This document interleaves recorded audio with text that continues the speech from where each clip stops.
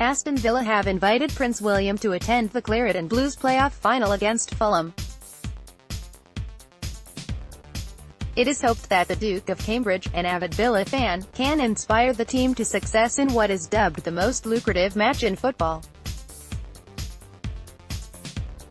Victory at Wembley on Saturday would confirm promotion back to the Premier League at the second time of asking for Villa, and is thought to be worth as much as £170 million to the club that comes out on top.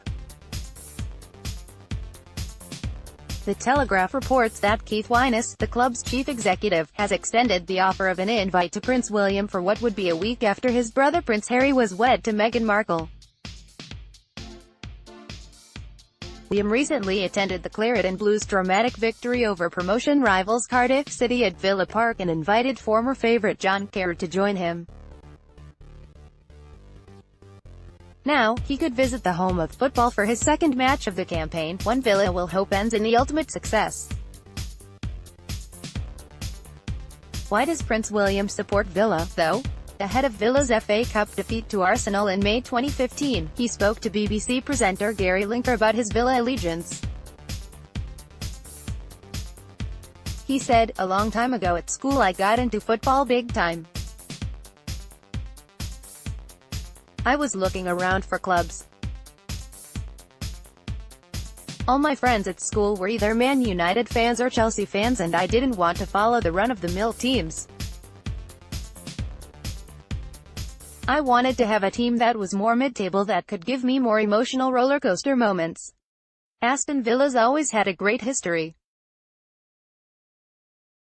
I have got friends of mine who support Aston Villa, and one of the first FA Cup games I went to was Bolton v Aston Villa back in 2000. Sadly, Villa went on to lose to Chelsea. It was fantastic. I sat with all the fans with my red beanie on, and I was sat with all the Brummy fans and had a great time.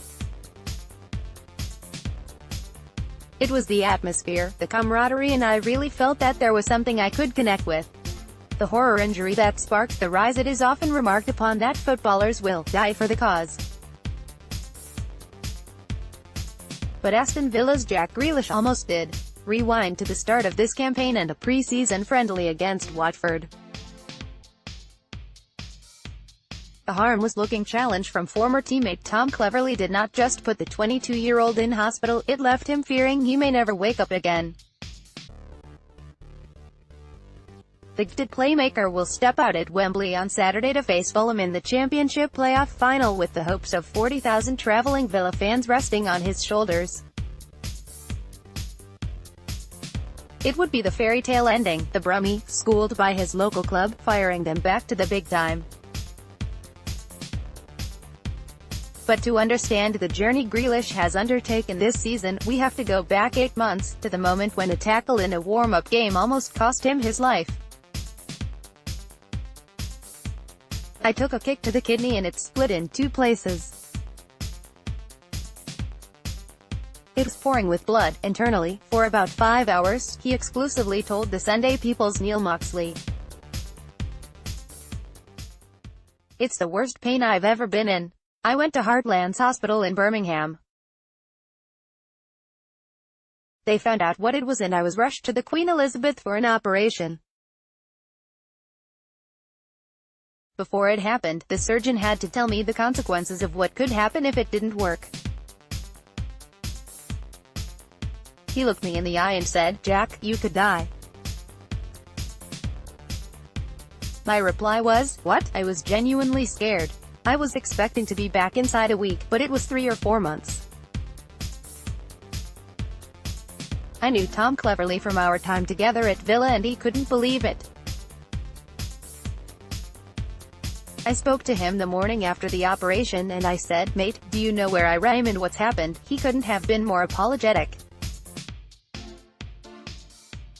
I'm a big believer that everything happens for a reason. I came back from that injury a different person. I thought about how everything could be taken away from you in such a short space of time. I worked so hard to come back because I missed football. I wanted to be the best I could be. I was in the gym every day and my energy is so much better.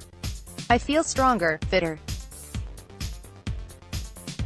This time last year the manager would have brought me off.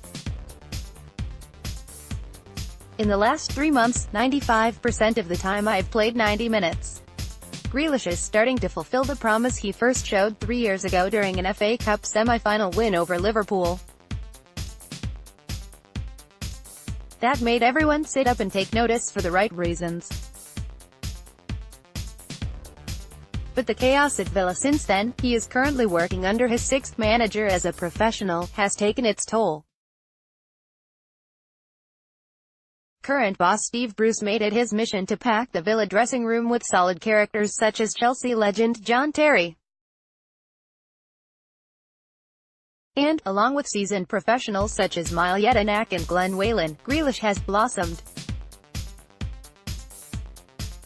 He added, "The FA Cup semi-final was one of the best days of my life. The final, against Arsenal, one of the worst, but we knew it was going to be difficult. When you're lining up in the tunnel and see the likes of Alexis Sanchez, Santi Cazorla and Mesut Ozil lining up opposite you, you know it's going to be hard."